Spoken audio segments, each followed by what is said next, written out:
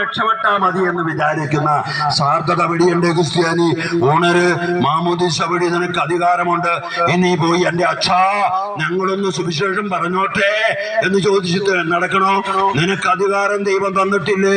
അതിനാൽ കർത്താവായ യേശു പറഞ്ഞു, ആകാശത്തിന്റെ കീഴ് മനുഷ്യരുടെ ഇടയിൽ നമ്മുടെ രക്ഷയ്ക്ക് വേണ്ടി യേശു എന്ന നാമമല്ലാതെ മറ്റൊരു നാമവും നൽകപ്പെട്ടിട്ടില്ല.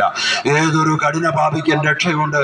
യേശു ക്രിസ്തു സൗജന്യമായി പാപക്ഷമ നൽകാൻ കഴിയുന്ന ദൈവമാണ്.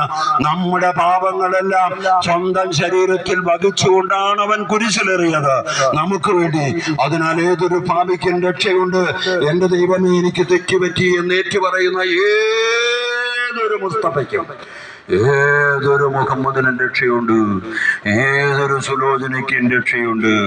ഒരു പാപി പോലും നശിച്ചു പോകാതിരിക്കാനാ നമുക്ക് വേണ്ടി കർത്താവ് കുരിശിൽ രക്തം ചിന്തിയത്. അവന്റെ രക്തത്താൽ നമുക്ക് പാപമോചനമുണ്ട്.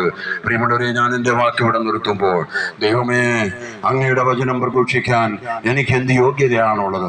അങ്ങയുടെ മഹാകരുണയാണെന്ന് ഏറ്റുപറഞ്ഞുകൊണ്ട് സർവമഹത്വവും അങ്ങയുടെ മുമ്പിൽ അർപ്പിച്ചുകൊണ്ട് കർത്താവേ ഞാൻ അങ്ങേക്ക് നന്ദി പറഞ്ഞുകൊണ്ട്